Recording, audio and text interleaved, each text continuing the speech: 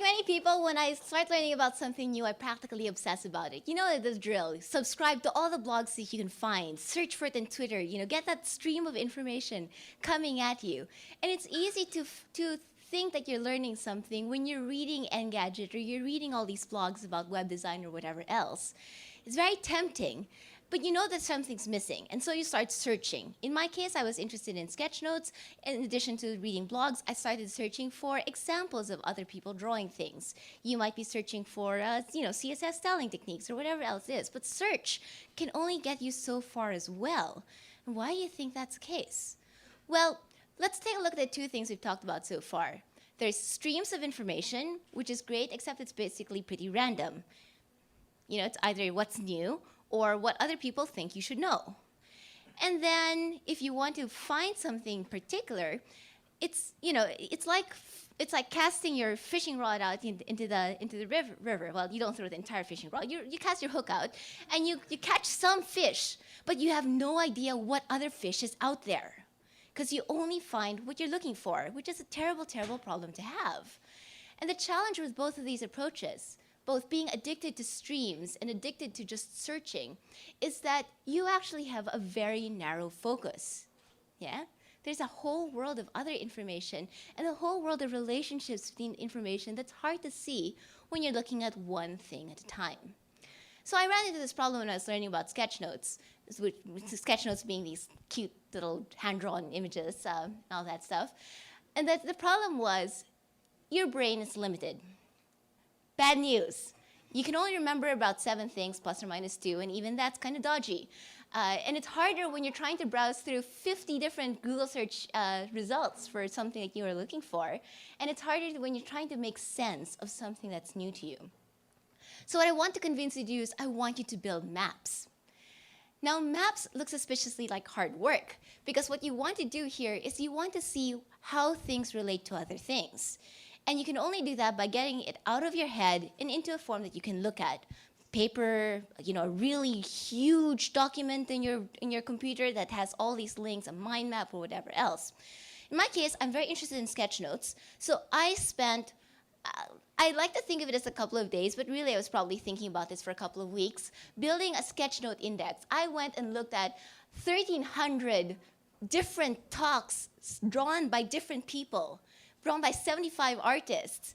The great thing about this, actually, this building a map, is that you can start seeing similarities. Sketchnotes are particularly awesome for this, because unlike art, they're actually directly comparable. You can find people who have sketchnoted the same talk. So you can see how it's the same concept gets translated into different things. And you can see that not only side by side, but you can start mapping this universe of possibilities in terms of visual metaphors or whatever else. So I'll show you a couple of examples of things that I've come across in my indexing, my building a map of this sketchnote universe. And what I want you to do is I want to think about the fact that there are all these possibilities out there that you might not come across if you're just searching or if you're just listening to the stream. So this is my sketch of the Sketchnote Handbook. Lovely book about sketchnoting, by the way. And as you can see, I have a very straightforward style because I still haven't figured out how to draw anything beyond stick figures. The good thing is there's hope. You can actually do this professionally with stick figures. But this is a sketchnote by someone named Luigi who's got a very different style. Same topic, different style. Another point on my map. Another thing that shows me what the possibilities are out there. He likes using, a little bit more color there. This is a third example. I think she's in Finland. Most of her sketchnotes I don't understand because they're in Finnish or something like that. But this one was in English, so it's great. And it's, you look at all these different ways that people express something, and you map that out, and you can see those in side-by-side comparisons. So I'm learning a ton by building this map. I can figure out not only what other people's styles are, but how I respond to that. And I can start experimenting with other people's styles because I know about those styles. I know about those possibilities. What a map gets you is the ability to see other people's experiences that you might not see if you're just relying on whatever the stream gives you or whatever the search results give you. So here are the tools that you need in order to start building your own maps. First, you need a trusty machete.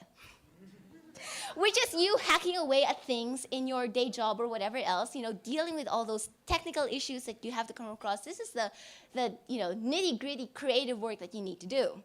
But you also need to bring along a magnifying glass. This is where you start thinking about how you're doing things, and you start picking apart what makes other people's work work. You know that thing where you look at other people's style sheets or other people's UI designs, and you're like, how did they make that happen? Start thinking about that. Start figuring out all these things. Start dissecting it. And then map it back to your compass. Are you going in the right direction?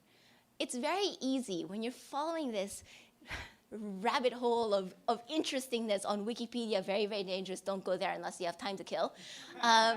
Or even Google searches can be dangerous in that respect as well, right? But it's easy to get lost. So make sure your goals are there and make sure you take notes. It's so easy to think that you're going to remember all of this, and you aren't. True. I tried using Evernote. I can't even remember what's in my Evernote notebook. I think I need another notebook on top of that. But if you take notes, at least you have a chance of getting back to that information. And then you can start building that map. Because what that map does, what you're doing here is you're drawing out what you know, the known universe, the possibilities you've encountered. And then here's where the blow your mind part comes in if you do this, right? When you map out the known parts of the universe, you start finding the unknown. This is where you find out where the dragons are, right? You know those big old medieval maps? Here there be dragons because nobody had been there before. And you only see that when you see where you've been and where other people have been. So map out your learning territory, map out your learning universe, and find those dragons. Take along some marshmallows, because marshmallows and dragons work really well together, and find those opportunities to learn.